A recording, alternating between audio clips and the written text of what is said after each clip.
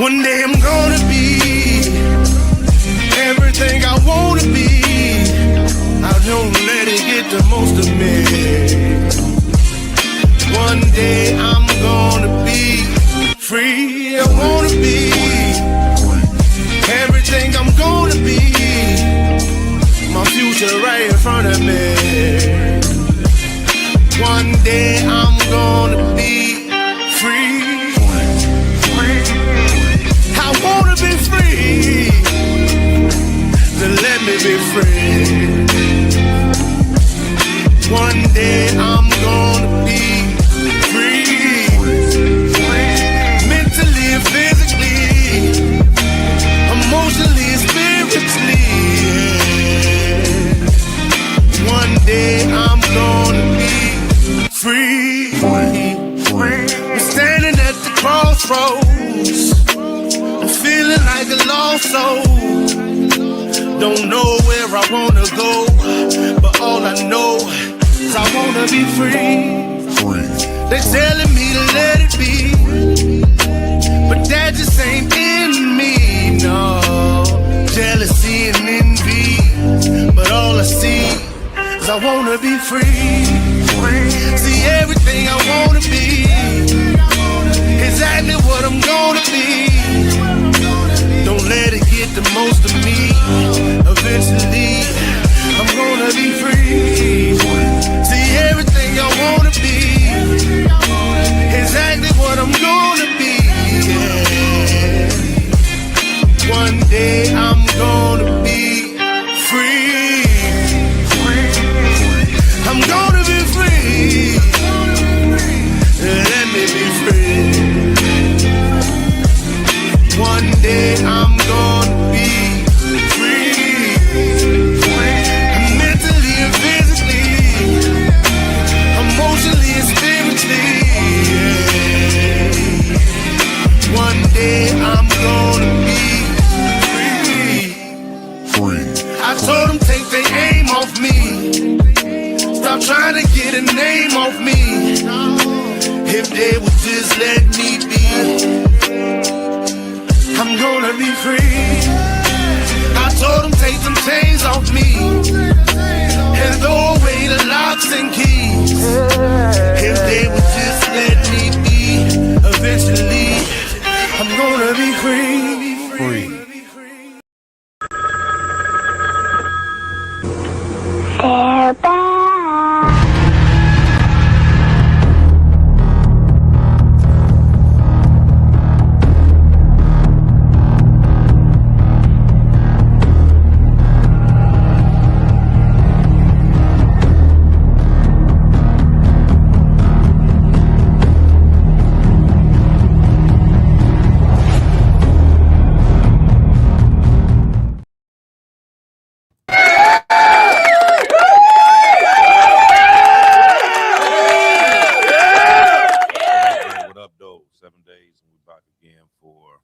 Another episode of Dominant Effect. I'm Mars Bishop. We got Mike Ball, and got a pretty good story for you this evening. And may have a little pop-in guest here in a little bit. But what we're going to talk about today is something that has been in the news for the past few days that everybody's kind of been checking out, trying to get information about and whatnot. And we actually have a freelance reporter that's over in Mexico right now that we're going to try to get on here to kind of shed a little light on what all's going on. So we're going to continue with the show, and then when she comes in, we'll patch her in, and then we'll be able to ask her some questions and let her be able to tell us what all is actually going on over there. So so for about 20 years now, the government has kind of celebrated these cartel kingpin takedowns. Every time a major leader falls, the headlines say victory. But history tells a different story, because when a cartel king falls, violence doesn't disappear. It actually increases, fragments. And that fragmentation is often more dangerous than the centralized control that it had from the beginning. So now we have reports circulating that El Mencho was unalived in a joint military operation from the Mexican government, along with some help from the U.S. And if that's true, uh, we could be entering one of the most unstable phases yet. Because when a cartel leader with global reach may have just been taken out, and within hours, the cartel erupted. Mexico erupted. You had roadblocks, you had vehicles burning, you had Americans told to shelter in place and stay indoors. Um, so that's the uncomfortable question that we're going to be asking. If these organizations can destabilize regions so quickly, should the U.S. stop treating them like criminals and start treating them more like terrorists?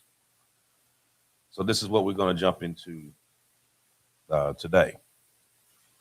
So so like I said, as of uh, Sunday, I think that was Sunday when this took place. Uh, the Mexican military um, located and unalived uh, El Micho um, during a security operation. The U.S. provided intelligence support and helped find this guy. Um, he led the cjng, one of Mexico's most powerful and violent cartels, and is heavily involved in trafficking fentanyl, meth, and cocaine across the border over to the U.S. So after the operation, you had these cartel gunmen from multiple states in Mexico responded with hundreds of road blockades, burning vehicles, and arson attacks on different businesses. You had airports that had shut down uh, for airspace. You know, what I mean, they didn't want anything happening on there, and then they made Americans basically shelter in place in these parts because they didn't want any kind of retaliation to happen to them because they were blaming the U.S. for for being a part of this. Shit, it wasn't just Americans, by the way. Like, hey, don't move. Same thing with their own people too. I mean, it was rough there for a couple days, and that's standard operation for cartels. The way that they respond with brute force for a couple days, 2-3 days, and then kind of dissipates. Because you got to remember they've got a lot to lose too, and so it's not just like, oh yeah, now we're gonna guerrilla warfare this for as long as possible. No, they make their shit known, and then they're kind of dipping out. Right.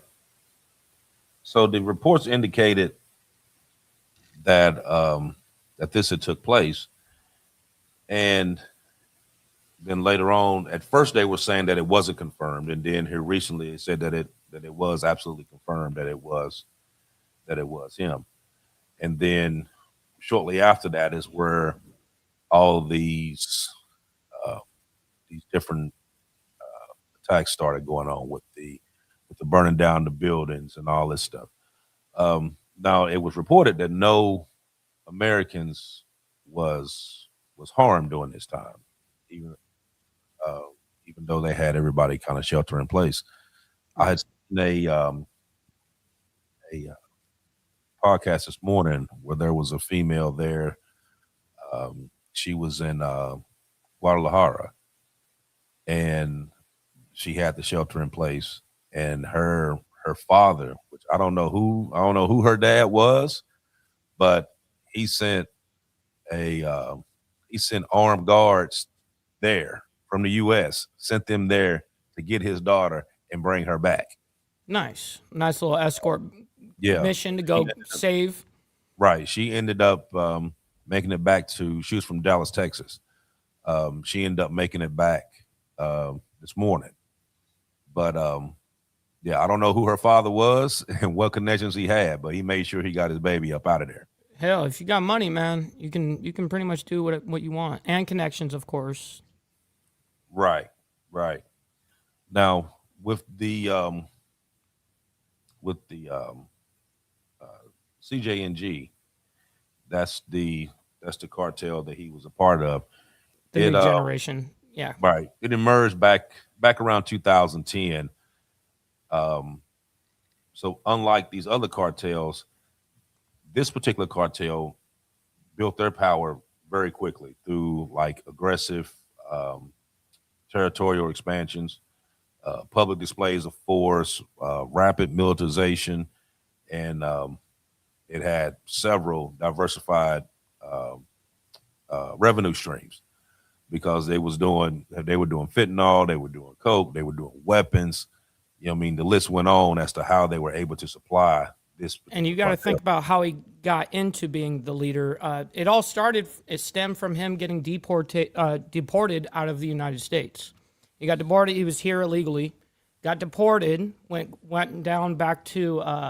He didn't originally go to Guadalajara. He went to Jalisco originally, and then he kind of built some stuff there and organized and in his region now. But yeah, I totally thought that was interesting. And by the way, I have a breakdown video if you want me to play it later, just letting you know that I've got it, of a breakdown of the raid itself.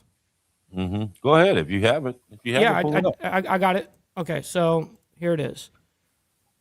So I skipped on purpose the whole main part of the story. I'm just showing the raid. But the main story is the CIA was following his girlfriend and followed those movements of her and then gave that intel to the Mexican government or the military, rather. So anyways, hold on. We actually got our guest in here, so I can go ahead and bring this down and we'll talk about that here in a minute. So You want to bring it up in a minute? absolutely, I figured that it's only right for her to speak on this.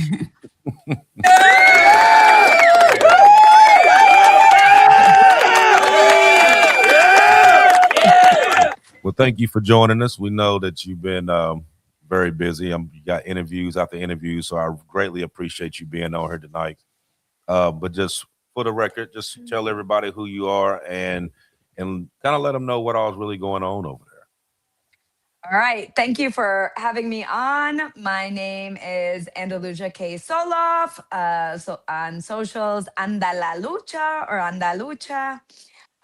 And I am a freelance multimedia journalist, filmmaker, and graphic novel author. I'm originally from New York City and have been living and working in Mexico for the past 15 years. I largely report on security issues on the so-called drug war, the also on disappearances and gender violence and migration.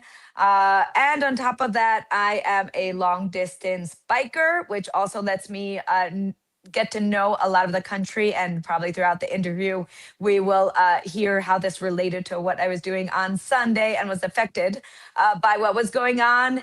And yes, over the past few days, well, I work a lot as a correspondent for TRT from Turkey, with Al Jazeera and BBC and Deutsche Welle. And ironically, I think this is actually my first interview with anyone in the United States. I've been doing like Wow. all over the world. That's awesome.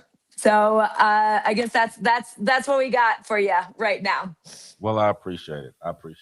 So you were on the bike when all this took place? Yes. Not sure if that was the interview that you saw, how you found me. That was on I was on the take of Al Jazeera talking about this because I mentioned I'm a long distance biker. I live in the state of Morelos, which is right outside of Mexico City, like an hour south of the city. It's a beautiful mountainous state. And I was riding my bike through the mountains on Sunday, totally disconnected. Those of us who report on a lot of violence and trauma, we need a disconnect. We need our space, mental space to breathe. And so for me, that's what the bike is. And I was riding with a friend. And then finally we came to this town that has lots lots of culinary treats. It's called Yekapixtla. It's known for cecina, but I'm vegetarian, so I can't enjoy what the best thing is, supposedly that there's, which is like some kind of cured beef. But anyways, point is, we're just chilling, eating lunch after this long bike ride. And also there was a windstorm, so it was like this chaotic day. And I'm waiting online for the bathroom, and I'm like, I guess I'll just check my phone for a second. And I get the alert that El Mencho has been killed. And I was like, what? I mean, that is just crazy news because supposedly the government was after him for 16 years. And the fact that not was he only detained, he was killed. And I was like, wow, what is going to happen now? That's going to be total chaos. And then I started looking on the news, but checked Facebook. And the first video that I saw was of friends of mine that are cyclists in the state of Jalisco, which is where he was killed. And it was like, a group in their bicycle, lycra on a Sunday, all riding together, and all of a sudden come to a burning bus, and then a burning car, and then they're trying to go further, and then it's a burning truck. And so that's just their reality, that it's a Sunday morning, you're going out and training, relaxing, and all of a sudden just confronted with this violence that just came out of nowhere. You don't even know why it's happening. And then I was like, I gotta get home, both because I'm a reporter and outlets were already talking to me, and they were like, can you go live right now? And I was like, looked at my clothes, I was like, I don't think you want me in like a pink and yellow jersey as your formal correspondent. Y'all probably would have accepted me like that, but the official TV outlets were like, no, I don't think you could go on TV like that. Do you have a tripod? I was like, I didn't bring my tripod on my bike, sorry. I do sometimes. But anyway, so then I jumped on I rode to the nearest bus station, jumped on the bus to be able to get home faster, and then started getting home and reading and seeing how not only was it in Jalisco that there were these narco blockades, but it was in between 50 to 20 states, depending on who you ask, that there were over 259 road blockades. There were OXXO convenience stores were attacked, government banks were attacked, and there was just like chaos all over the country, which really showed the firepower and force that the Jalisco New Generation cartel has. And then later that night, I saw that the OXXO in the town that I had stopped at, where I'd gotten the news, had been also attacked by a firebomb. Fortunately, the town that I live in, which is a lot safer of a town generally, nothing happened, although there was a tense calm. School was definitely canceled where I live. It was canceled all across the state and at least 15 other states across Mexico, so that people would not have to go out, and especially since roads were still blocked, and to have any kind of safety precautions. And a lot of people didn't even go to work. There was just a really serious, tense calm. I will say today, a few days out from the killing of El Mencho, things are a little more normal where I am. That doesn't mean they're totally normal in Jalisco and places that were most affected. Yeah, So are the airports official and all that number open was back up 8. now? I'm sorry, Mike. No, you're good. Go ahead. I was asking, so are the airports and stuff back open now? Because they had everything shut down there for a while.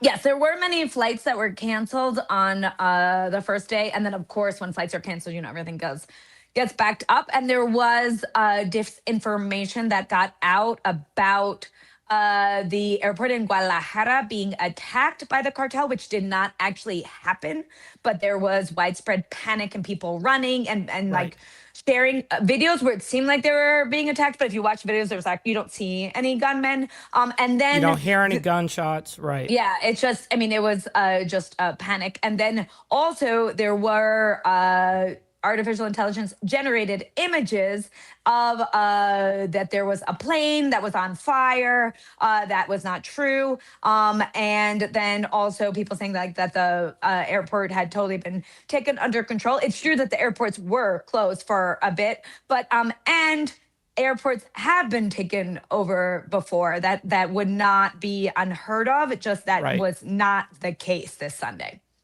Yeah, so the official number that they were reporting, by the way, was 18 states that were displaying violence, some sort of violence or car bombing, stuff like that. Yeah, totally an interesting ordeal. Now, I actually happen to have a clip of a play-by-play breakdown of the actual raid. So I was wondering if you are familiar with how how it actually happened. Sure. Yes. It was in this luxurious cabin that was actually in this very beautiful zone of Jalisco, Tepalpa, which Yep, is the that's right. forest, and that it's where Mexicans go on vacation because I think it's very unfortunate that so much of the U.S. news has been focused on the people from the U.S. and Canada who go on vacation, as if those tourist lives matter more than ordinary Mexican lives, and also more even Mexican tourists, because Tapalpa is a tourist area. And it's important to mention, which very few have talked about, but it is butterfly season, as in monarch butterfly season. And it's very common for people to travel every weekend of the first few months of the year to go visit the butterfly sanctuaries that are in Michoacan and travel between Jalisco and Michoacan. Some good friends were caught on the highway returning home from seeing the butterflies and were not able to make it home. So this just really affects like all kinds of people in their everyday lives. But back to Tevalpa. So it was at this luxurious cabin. It was like cabin number 39 or something, I think. And that the attack started from 7:20 in the morning, and that supposedly there was a romantic partner who had come and visited him, and that is how they had tracked him down with the help of U.S. intelligence. Right. This is what they say. Always have to take some of it with a grain of salt. But there are always like really bizarre ways that supposedly they get these hot or like these head leaders, like a Chapo. It was like because they had ordered food, and then where they had ordered food, then they could get to him through an underground tunnel. And there was another narco leader in that was in Michoacan, and I think also it had to do something with some lover, that's how they tracked him down. And with the Chapo, it had something to do with his wife's nail salon where she went, and someone knew where he was. I mean, there's always just like these weird personal ways that they get to them, supposedly. So the attack, but it was like heavy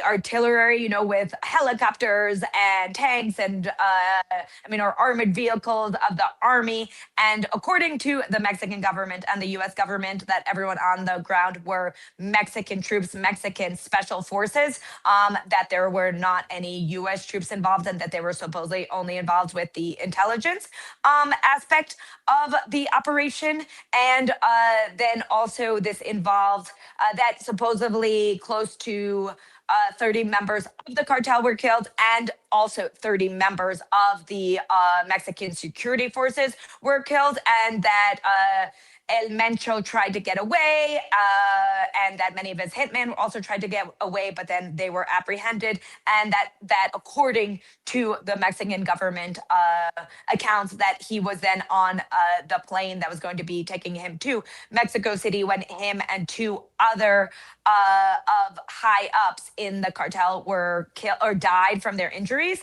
But I think it's important to point out that it is believed that there was an order to kill. And why is there an order to kill? Some say that it could be from resentment, that the cartel has orchestrated many attacks on the army, even taking down army helicopters. In the past, there was an attack actually on the head of security of Mexico, Omar Garcia Harfuch.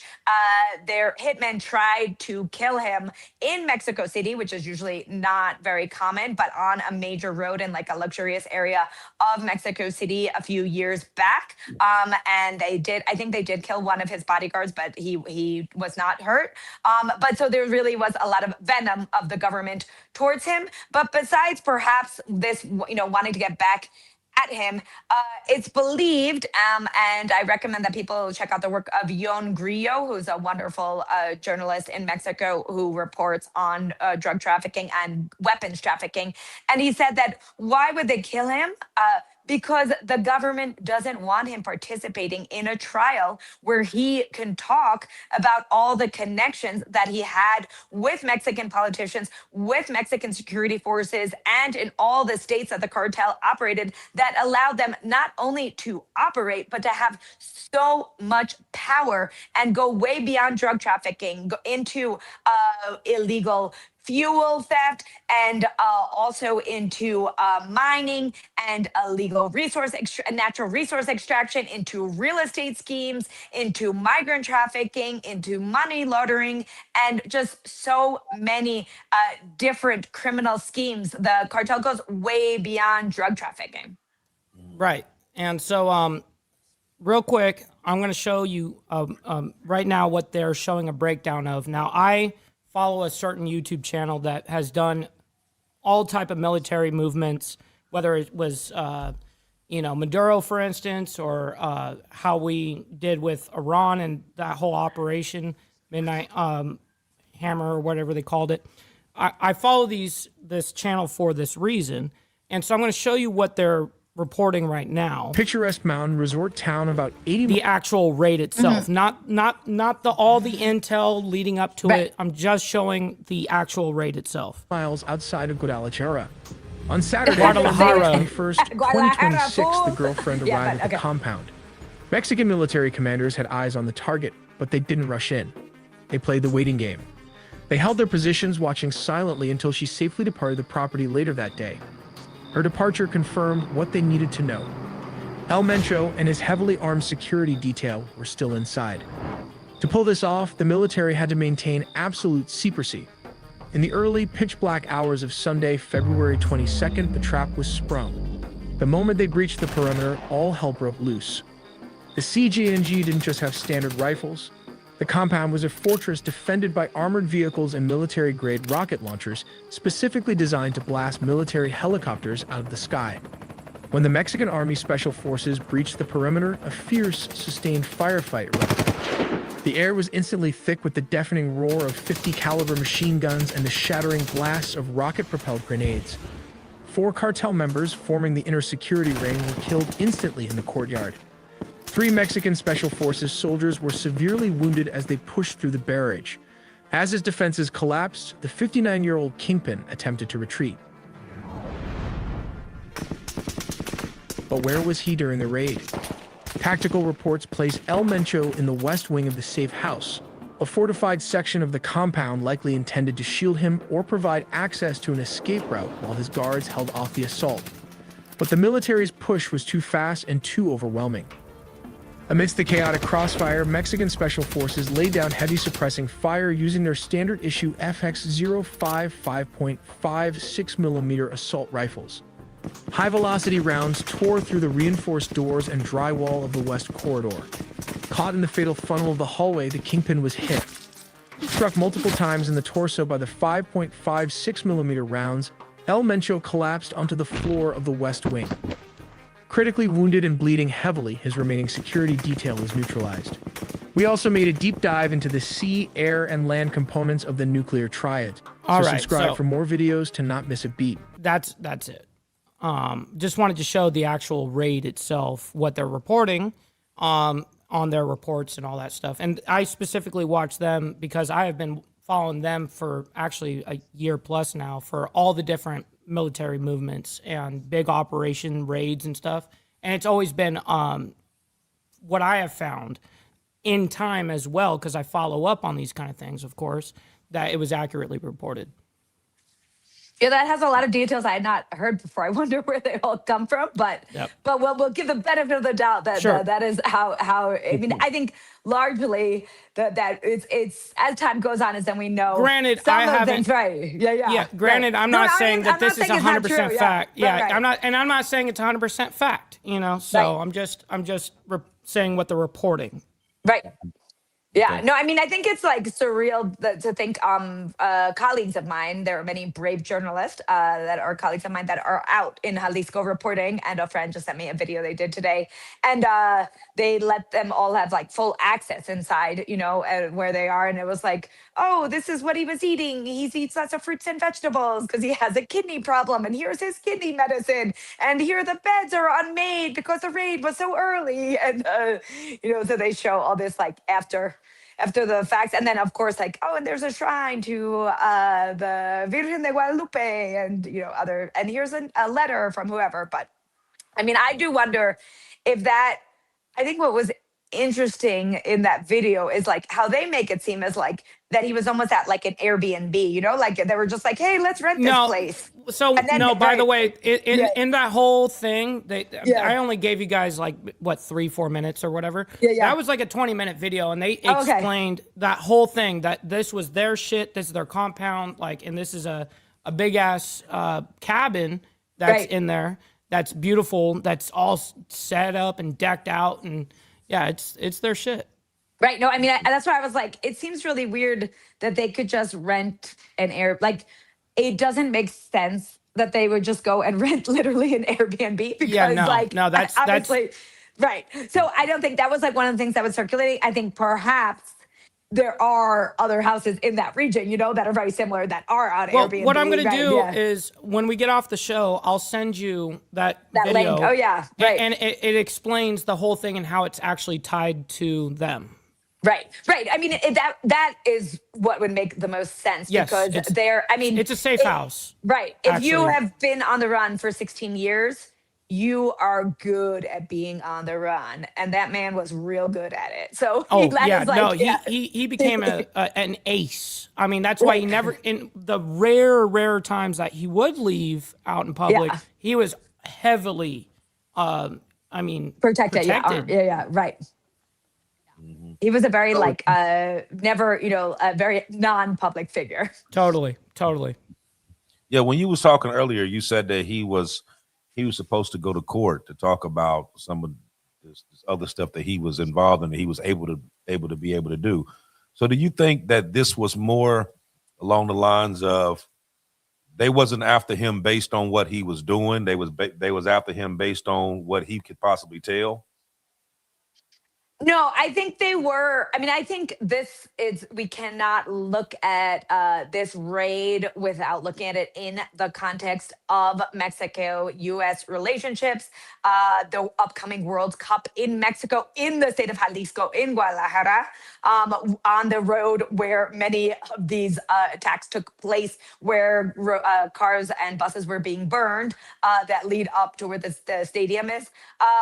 And also, without taking into context, of course, the attack on Venezuela and abduction of Nicolas Maduro and all that firepower that was used in Venezuela. So Claudia Sheinbaum has wanted to focus and maintain that Mexico is a sovereign nation. Mexico does not allow the U.S. to send their troops in. And so I think this was her way of saying, fine, U.S., we will use your intelligence. We will go after the man you want, but we don't want you on the ground doing it. You know, so this was kind of like the compromise, if we can believe that there were not U.S. troops involved, which I don't say is 100% believable, but we will give them the benefit of the doubt on that.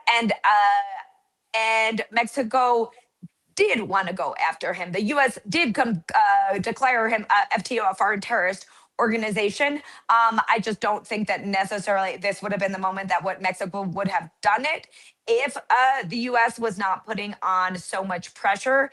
And then there's always the threat, and Donald Trump's favorite threat around the world, of course, are tariffs. And given the very close economic relationship that the U.S. and Mexico have, tariffs are devastating to Mexico. So that is why the Sheinbaum administration will do whatever is necessary so that those tariffs are not imposed. But so just to be clear, the government did want to go after him, but I don't think the government wanted to listen to what he had to say, implicating so many members of the government and their complicity and complete collaboration in the activities of the Jalisco New Generation Cartel. So do you see any further retaliation coming from the cartel? Other than what went on a couple of days ago, which seems to be just a lot of burning of vehicles and stuff like that, but do you see, based on, prior knowledge and, prior things that have happened to these other cartels, do you see that it's going to be some kind of retaliation even after this little couple of days and went by? Fortunately, things have calmed down since Sunday. But I don't think that means it's over. I don't think it's just like, oh, okay, he was killed. That was a successful operation, and now we will just go on. One thing is, if nothing changes at all, then the same amount of violence that the Jalisco New Generation Cartel inflicts on the population would just continue, which is an enormous amount of violence. There are in Mexico over 130,000 disappeared people. What does disappeared mean? It means that their loved ones don't know if they're alive or dead. They just all of a sudden vanished from this earth, and they don't know if they're in a clandestine grave, if they were trafficked, if they're working as a cartel member, or what has happened to them. And actually, just last year, outside Guadalajara, not too far away in Teuchitlan, there was what they believe was like a forced recruitment center of young men who had been offered jobs, like normal security jobs. And then it turned out it was working for the cartel, and that many of them were killed. And then their remains were found at this ranch in the middle of nowhere, and their families got a tip, and they started exploring it and finding letters and clothes and like just all of this horror and devastation that was left by the Jalisco New Generation Cartel. So their activities like that will surely continue. And these kinds of clandestine graves were also found close to where the World Cup is going to be held, and where millions of people will be coming to watch the games that are being held in Mexico. But beyond that, that's just saying that nothing changes. Then the sheer violence that they inflict in Jalisco and in 20 states across the country will continue. But I do think there will be an escalation of violence, because what we have seen over the past 50 years, ever since the war on drugs was declared from the United States, and the war on drugs, because it's often a war on people, not actually on drugs, that drugs continue to flow. But in this so-called war on drugs, there is this strategy that's called the kingpin strategy, where you take out the leader.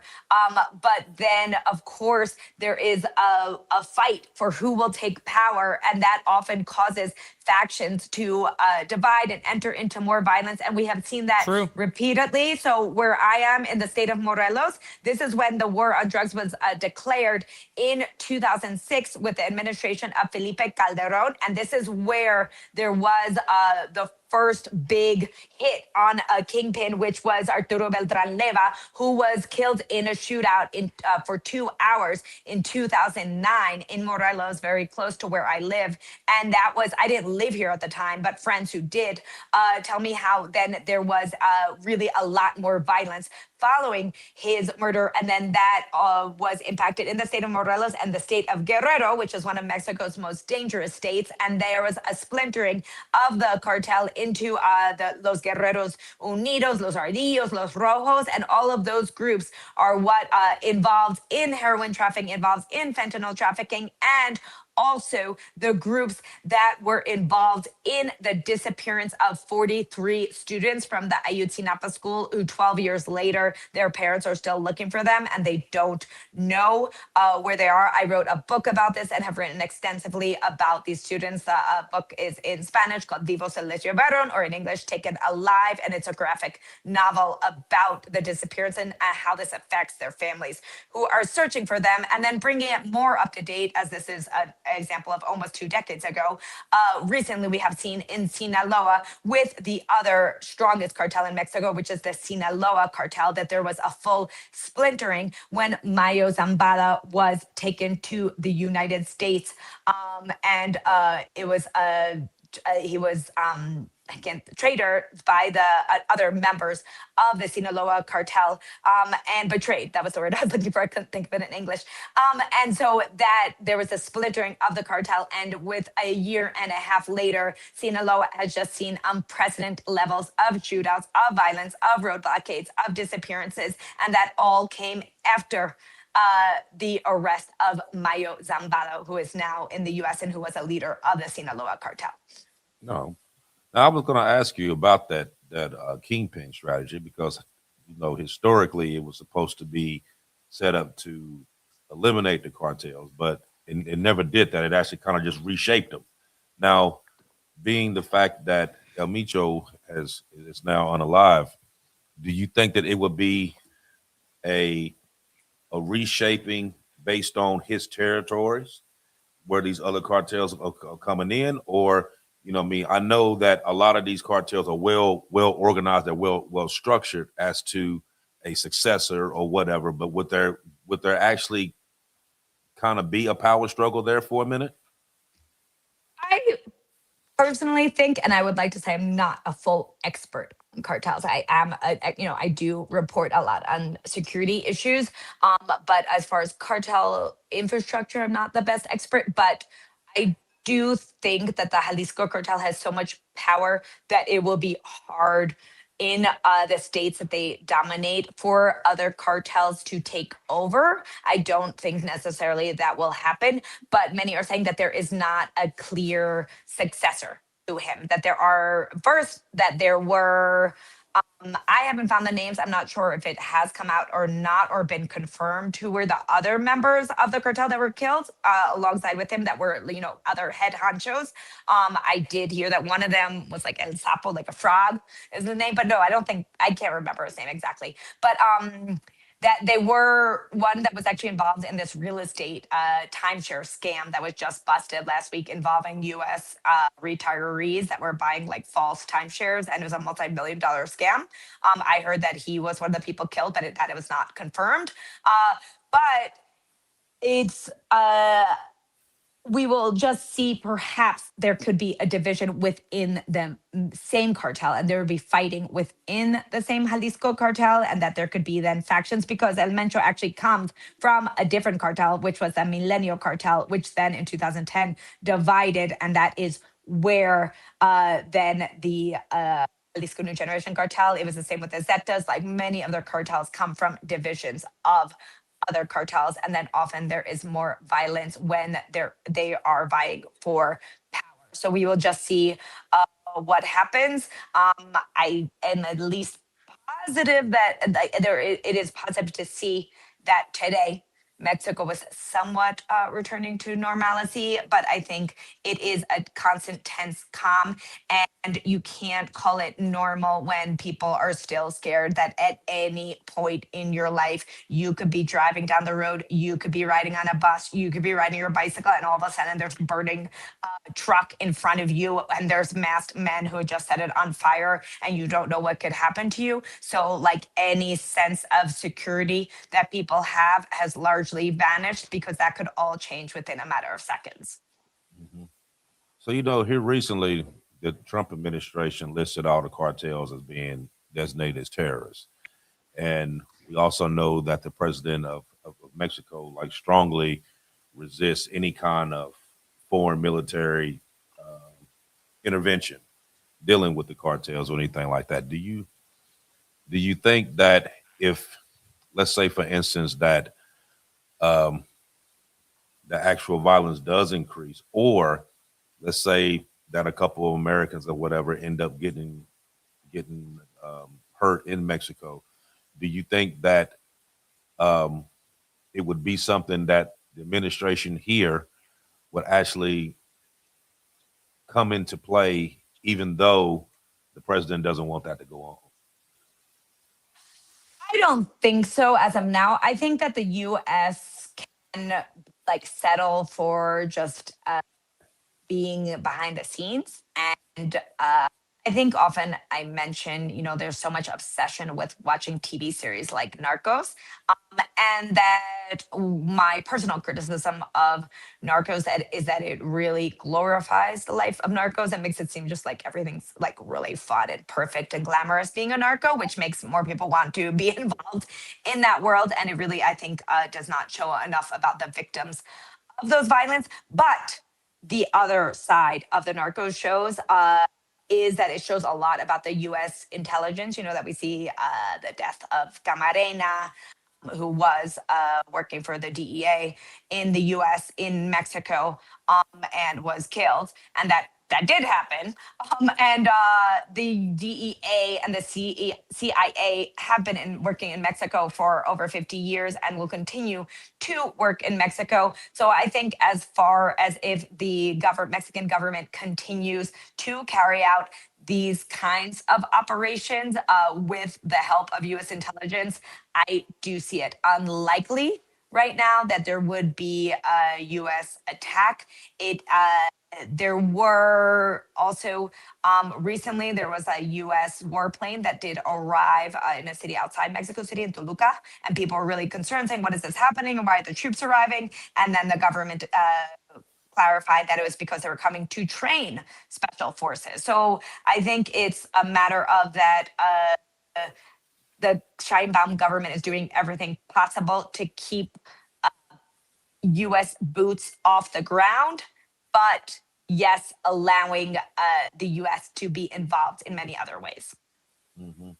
Now, I had heard back a while ago that a lot of people in Mexico actually don't mind the cartel being there because they're able to, where a lot of people not had jobs due to economic situations and stuff like that they were able to work for the cartel to make money so a lot of people really didn't care whether the cartel was there or not.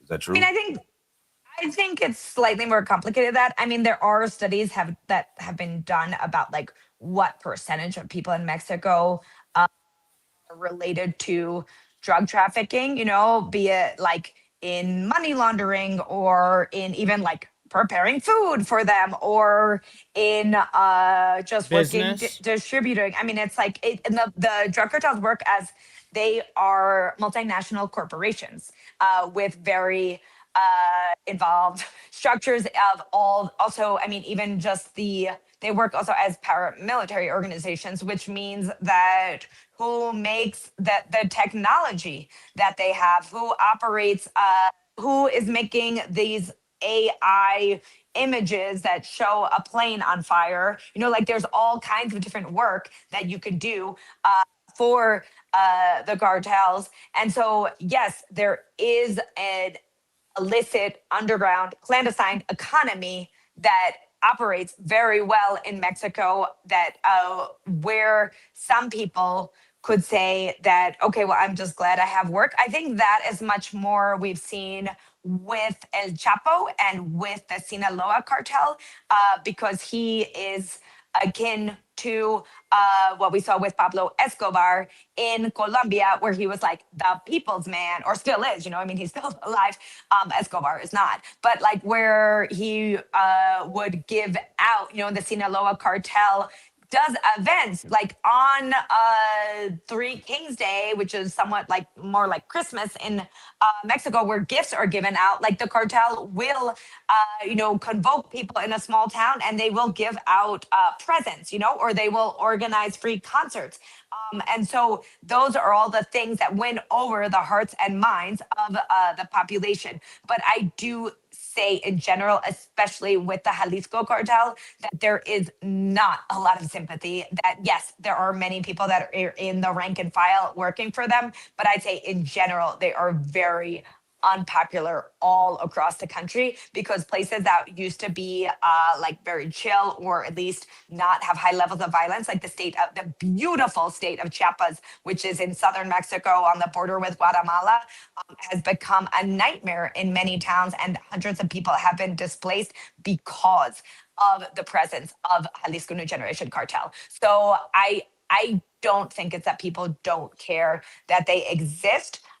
while recognizing at the same time, of course, there are always going to be people that want to be members of the cartel. They want the gangster life. They want the money, the girls, and and the luxurious cabin in the middle of nowhere. Mhm. It's a sexy lifestyle, so I get it, Right. And then of course it's further glorified that we course. see, with shows. And I mean, and then also there is a new genre of music in Mexico that's called corridos tumbados, which I say is like it's taking the traditional narco corridos and like adding swagger. It's like a street style. And that's what we see, which perhaps the only musician that people have heard of here is Peso Pluma, who is believed to be connected to the Jalisco cartel, and has like family connections and is from that area. And the many of the musicians, they do shout outs to cartel members. They do also do songs where they are paid to sing for them. And then the Mexican government has just had a total failed strategy about this music of banning it in many states. And that, of course, just banning a certain kind of music does not actually diminish the violence and often makes people want to listen even more to that music. Wow.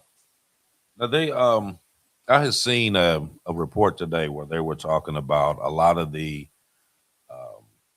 weapons that the U.S. was supposed to have been sending over to Ukraine ended up in Mexico in the hands of cartel.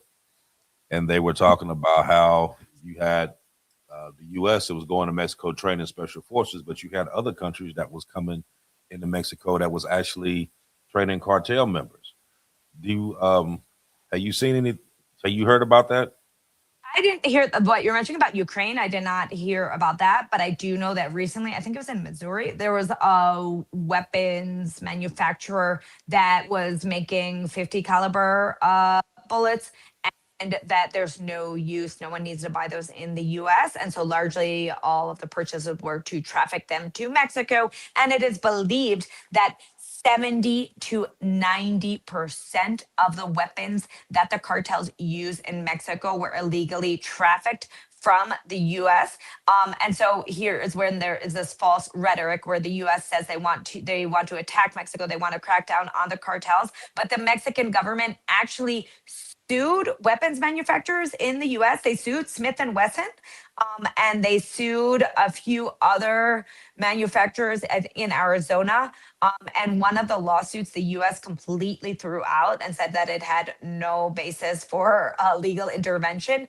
I'm pretty sure the other lawsuit is going on still. But I actually covered a delegation of victims, of families of the victims of school shootings and other public massacres in the United States, the Denver theater shooting, Sandy Hook, and also Uvalde. And these families came to Mexico and they met with the family members of the disappeared in Mexico as this like shared violence affected by the same bullets, just in different contexts in different countries, and also even met with Mexican politicians who were advocating for these lawsuits, and for the US to take more action on not allowing all of these weapons to be trafficked in Mexico. And I think many people don't know this, but guns are illegal in Mexico. You cannot own a weapon in Mexico. The only people who can own weapons is the army and police, only security forces. And so any regular citizen cannot own a weapon. So these cartel members are not just going to a store and buying weapons and then shooting at people. They are all coming from the United States.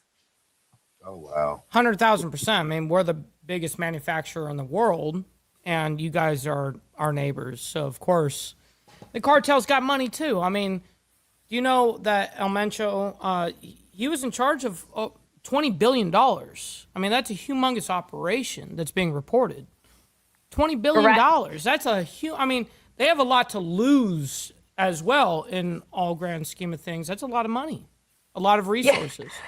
Yes, I mean that's what I say, that they're a multinational corporation that operate all of these complicated activities. And Yes. another thing, just returning to what we were talking about, the kingpin strategy. So the kingpin strategy doesn't work because it's just you take out El Mencho, and what infrastructure are you taking out? That just killing him does not take out the infrastructure. It takes out a brilliant criminal mind because seeing everything that the cartel did is criminal brilliance. It's not to be commended in any way because it's just sheer violence that ruins the lives of millions of people. But obviously, he's a criminal mastermind. But then, what? Where's the money go?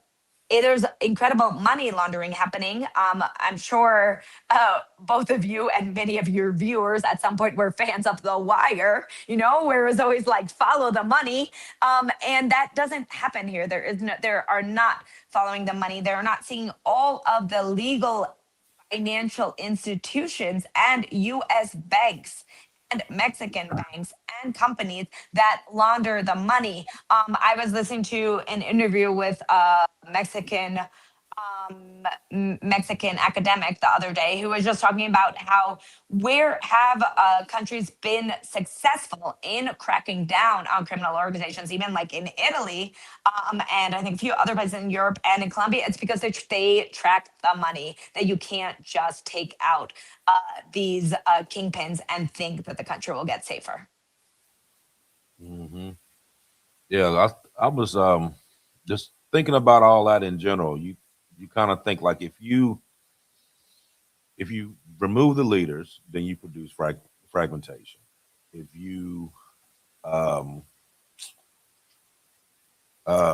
can I put it, that designation kind of escalates without actually removing the demand itself. So then you come to the economic part of it, because a lot of these cartels thrive because you got the U.S. demand that remains high. You have the financial laundering pipeline. You have the weapons trafficking. And you have the corruption um, within the infrastructure itself. So even if you remove one leader, the system still persists. You turn around That and is you correct. Yeah. label it as terrorism. The market still exists. So the the truth is that no matter whether you get rid of one person here and there, it's still gonna function. It's still gonna continue to cycle like it's been doing. You know what I mean? So it's like unless you're able to capitalize on the corruption reduction, the financial disruptions, and the overall institutional straightening of it, then you're just going to continue to have the same thing. You're just going to be plucking one person at a time, but you're still never going to actually come to an actual resolution. That's true. And also the judicial system in Mexico. So when they want to go after anytime there's a violent crime that is committed in Mexico, there are never enough forensics to investigate it. There are never enough judges. There are never enough public attorneys. So the money just goes into like the facade of the militarization. I mean, on Sunday, as I was on my way home, I did see numerous army vehicles patrolling, and it was one of the first times that I saw that they were actually on alert, because the country is militarized, and I see the army almost every single day of my life go by in their patrols. But usually you see like a few of them and they're looking at their cell phone and everything's chill. This was like there was 10 of them and they were all looking out and actually on alert. And but the army just patrolling does not make Mexico safer. And then in some states, the army is also, involved in cartel operations. And what would make Mexico safer is if, when they're investigating the disappearances of people, if they actually have better databases, which often they lose all the information, or when families go and they go to local police and say, my family member is gone missing, often the police say, okay, well, we'll wait 72 hours and then we'll look for them because they might show up in 72 hours. And then the family's like, okay, I guess I can't do anything for 72 hours. Those 72 hours are the most important hours in which they could still find the person alive. And they don't do that. So there's like such an enormous all of where there could be more work done within the same judicial system and not just have this like over militarization, and that would actually have real investigations which could break down criminal infrastructure. Wow. Yeah. You and how long have you been in Mexico doing this? 15 years. Oh wow. Yeah, you man, that's a lot to know. That's a lot to know. It's tremendous lot to know. Well, thank you for having me on the show. Yeah, thank absolutely, you. absolutely. Honestly, Thank you for your time. Yeah, everyone could follow me Anda La Lucha, both on Instagram. I used to do Twitter, but that's like not doing that well these days. I do still have Twitter and occasionally share things, so you can follow me on Twitter. I'm just not that active there. Since it became X, I haven't even used X. So right. it's all I mean, good, I got a lot of followers there, but I just don't. It's like people just don't interact. It's just, and actually this week I was really sad because that was the first thing that I would do. I would go to Twitter and see what's happening, and this time I was like, all right, I'll go to Facebook, I'll go to Instagram, I'll go to WhatsApp groups, I'll go to TikTok. But I was like, I just want to look on Twitter. But I was like trying to look on Twitter, and it was showing me things that had nothing to do with it. But anyway, so yeah, y'all can follow me. Thanks for listening. And hopefully soon my book will also come out in English, which is about the disappearances of the 43 students. In Spanish, it is available. It's called Vivos se los llevaron buscando los 43 de Ayotzinapa. Well, you have to let us know when I come out in English, because we're not going to be. Right now, yeah. But I do greatly appreciate you coming. Like I said, this was very last minute, and I'm very gracious that you were able to come, and actually being the first podcast to actually be able to talk to you in the States is a huge honor. So I appreciate that greatly. Yes, it is. That's facts. So thank you for your time. Thanks so much for having me on. Have a good night. Absolutely. Thank you. We'll see you later. Bye. All right. So, AB, that was phenomenal. Great guest and great conversation. Let me go ahead and leave that link that I showed, by the way, in the middle of that, when I showed off that step by step. I left it in the back chat for her, but she's already left. But I'll leave it for you guys as well, and let me put it for AB as well. Hold on, let me put it on his side too. So if you guys want to know the source that I used right there, you can check out what that was and verify what I was showing you. So I'm always gonna link and show whatever. I mean, I'm all about transparency and just whatever the actual facts are. And if facts show different later, I'll report that. You know what I mean? That's just exactly what I do. Right. Absolutely. Yeah. I think this was a great show. Like I said, it was very last minute. We was able to get her. It was very well. It was actually maybe like 5-10 minutes before the show started. It was 10 minutes. Well, yeah. It was right there, and then waiting for her to get on and getting our intro right. So there's a lot going on.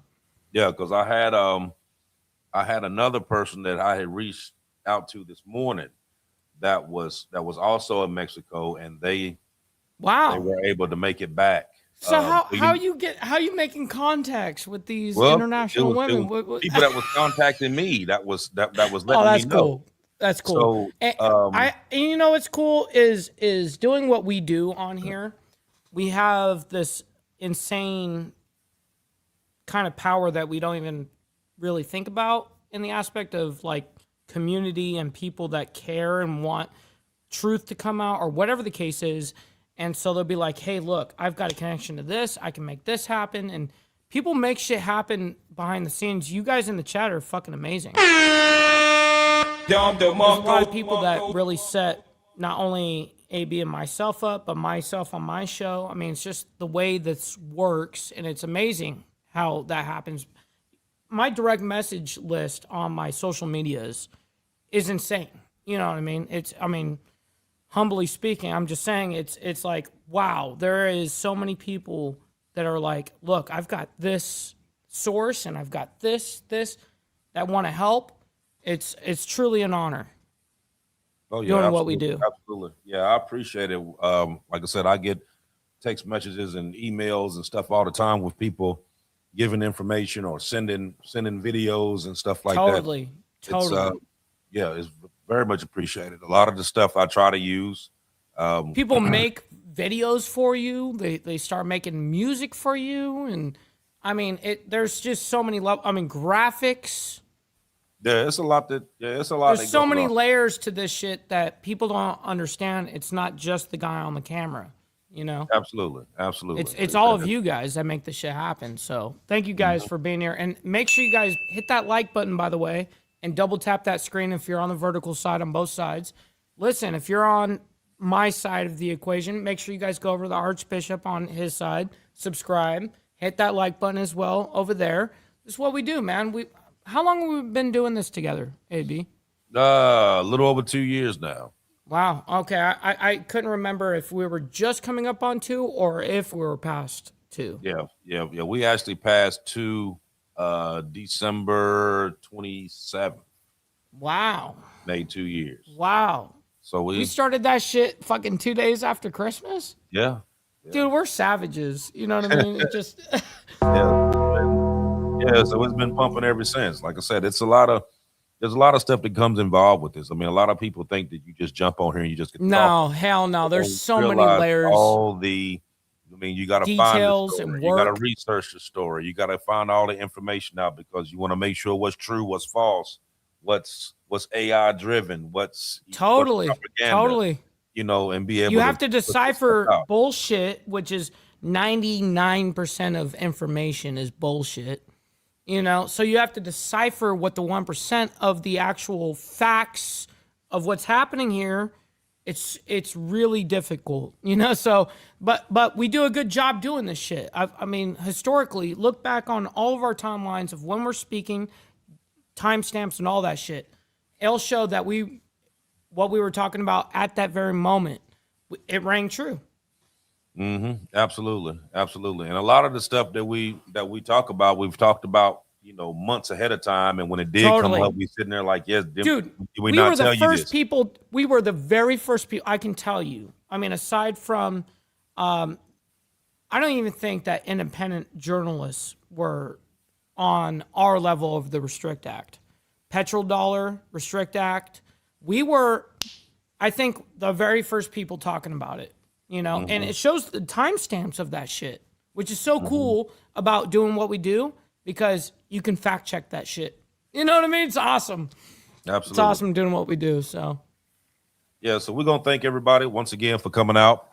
And this particular video, just like all the other ones, it needs to get out. People need to see and hear what was being said. Like I said, we got a reporter that's sitting right there that tells us everything that was going on. So, you know, that wasn't anything that was made up. That wasn't something that third person told. It was actually right there, and it needs to. That's right. It needs to get out. It needs to be told. So hit that like button. Also share it with your friends. You know what I mean? Go on there, hit that share button on there, and send it to all your friends and tell them go on there and check it out. You know what I mean? Because this is actual news. This is the stuff that people need to know. You know what I mean? And this lady here, she's out risking her life to get information that, you know. This is not American, the United States. Even though she's good at Spanish, but she's an American, but she was still out there getting what needed to be done. So, like I said, I've greatly appreciated her for coming on the show tonight. Totally. Those of you that are not on the group chat on Facebook, go on Diamond Effect podcast on Facebook, jump on there. Also, hit the little QR code on there, or go to diamondeffectpodcast.com. And there's a lot of stuff on there as well. A lot of the older shows, a lot of merchandise, stuff like that. Just go on and check it out. And like I said, next week we'll have another show for you. And until then, I'll see you in 7 days. Go ahead, Mike. Absolutely. Well, thank you all for being here. Make sure you guys stick around. We're going to be rating our buddy Dr. Harley. He's still live right now. At least it shows on my side. Maybe I don't know, but. Send them, let them know that we're coming through with the Mike Ball raid and Diamond Effect raid. Thank you guys very much for hanging out with us this evening. We'll see you guys here in 7 days. God bless everyone, and we'll see you guys very soon. Much love, honor, respect, everybody.